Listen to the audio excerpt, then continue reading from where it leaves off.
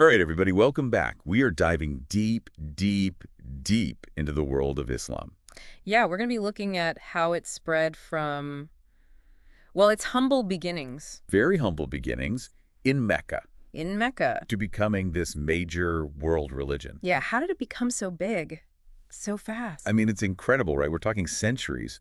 And it went from like 0 to 60. Yeah.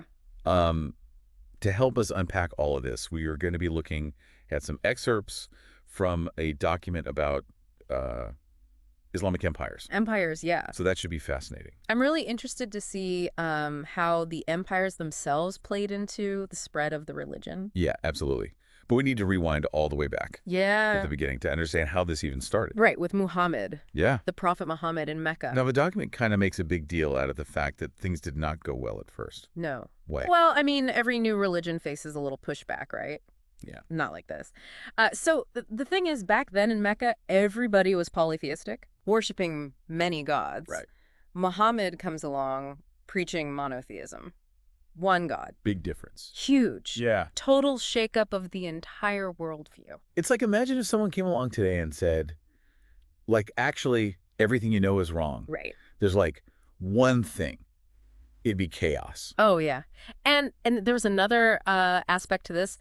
The Kaaba, The Kaaba, a right? huge pilgrimage site Yeah. for all these different gods. People came from all over. Major moneymaker for Mecca. Exactly. Yeah. So if you introduce a new religion that disrupts all that, well, Yeah. it's not good for business. No. Especially back then. Right. Yeah. Like you said, shake up of the worldview. Worldview and your livelihood and your pocketbook. Right. But then the document talks about how in Medina, Uh-huh. things were like the opposite. Yeah, they were welcomed. Totally embraced it. Why the difference? Why was Medina so receptive? So I think this is where we see the social and political dynamics really come into play. You see, Medina had all these different tribes, and some of them weren't exactly happy with the power dynamics at the time. Feeling a little marginalized. Yeah, exactly. They were looking for something, anything, that offered more unity, more fairness. Gotcha. Enter Islam. With its emphasis on brotherhood Brotherhood. and social justice. Right, and that message resonated. So it wasn't just about faith.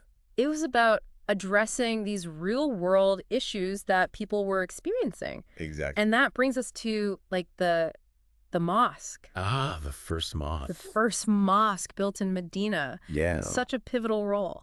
You know, I was thinking about that. Like, whenever I see a picture or a video of, any kind of mosque in any city, Right. my mind always goes immediately to the minarets, Oh, the minarets, yeah. calling everybody to prayer. Yeah, it's so iconic. It is. And, I mean, think about it. 5 times a day, 5 times. every single day, that call to prayer, it's a rhythm of life. It's beautiful. Yeah. Yeah, and it just, like, reminds you that you're part of this community Exactly. that's bigger than yourself. And it creates this sense of structure, Structure. discipline, purpose, Yeah. a shared purpose. I mean, especially during the time of Muhammad, this community, Yeah. this sense of unity, It was critical. it was critical when he returned to Mecca, Yeah. right? Because remember, he was basically, like, forced out. Right. But this time, he came back a leader. This time he had an army, Yeah. culminating in the Battle of Badr Oh, wow. and his triumphant return to Mecca. That must have been, like, one of the most significant moments. It really was. And then, he converted the Kaaba Yeah.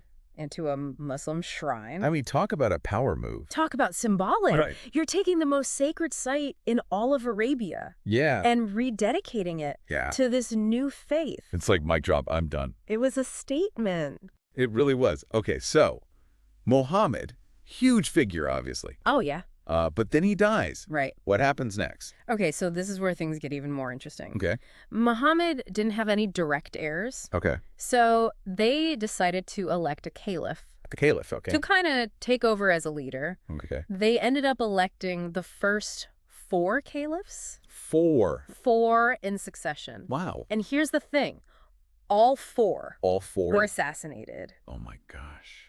Talk about intrigue. It's like a real-life Game of Thrones. Yeah. That's crazy. It just shows you how tricky these transitions of power can be. Especially in a, like, brand new empire. Especially then. Yeah.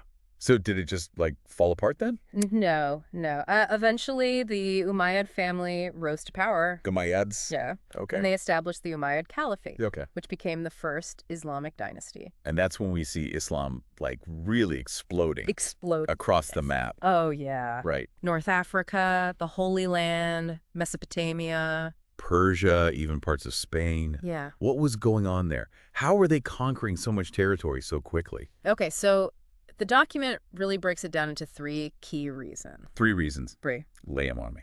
Military might. Oh, Their military was incredibly effective. okay, that makes sense. They had these really strategic tactics, Okay. and they secured victories time and time again. Okay, so brute force. Partly, but there's more to it. Okay. 2, trade routes. Ah, They recognized that controlling trade routes wasn't just about goods. yeah. It was about controlling the flow of ideas and culture. It's like, we think about the internet today. Right. It's like, it's not just cat videos. Right. Like, it's how information spreads. Exactly. So they were, like, really savvy. Yeah, they were ahead of their time. Right. And the third reason, Okay, what's number 3? filling a void. A void. Okay. You see, the world was changing back then. Yeah. The Roman Empire was declining. Yeah. And people were, like, looking for something to believe in. Looking for stability. Stability, yeah. Yeah. Sense of unity. Okay. And Islam, with its emphasis on unity, justice, it offered that. Okay. It provided this framework for a new world order. Yeah. Wow. So they were kind of like the right message Right message, right time. at the right time. Yeah. Okay. Kind of like how Christianity spread in the West Oh, yeah. after the fall of Rome. It's like, okay, well, what's next? Right. And then boom. There it is. Okay, so we see how Islam spread. We've got the mechanics, the Yeah. nuts and bolts. Yeah, but like what made it so appealing, Yeah. to people of all these different backgrounds and beliefs? I think that's the million-dollar question. Yeah. And it's complex. Yeah. But the answer probably lies in Islam's adaptability Okay. and its core tenets. The fact that like those tenets can be applied to so many different situations. To so many different contexts. Exactly. Yeah. It gave people the sense of community, Yeah. belonging, a structured way of life, Yeah. these principles of equality and justice. Powerful stuff. So it was appealing It was appealing to a lot of people. to a wide variety of people. Yes. Yeah. It provided a framework for living that could be applied across cultures. I mean, this makes me wonder if anything today, Yeah. any belief system, any ideology could spread That fast, that wide. that wide. Yeah. It's a great question. What would it take? Yeah. What factors? What's going on in the world? How do ideas spread so fast? Especially now with the internet. Right. Could something take over the world in a matter of centuries? It really makes you think It does. about how we share ideas, how we connect, Yeah. and what lessons we can learn from history. Fascinating. Yeah. Absolutely fascinating. I think that's a good place to leave it. I think so too. Some food for thought, Yeah, something to ponder. for sure. All right, everybody. Thanks for joining us for another deep dive. See you next time. Bye. Bye.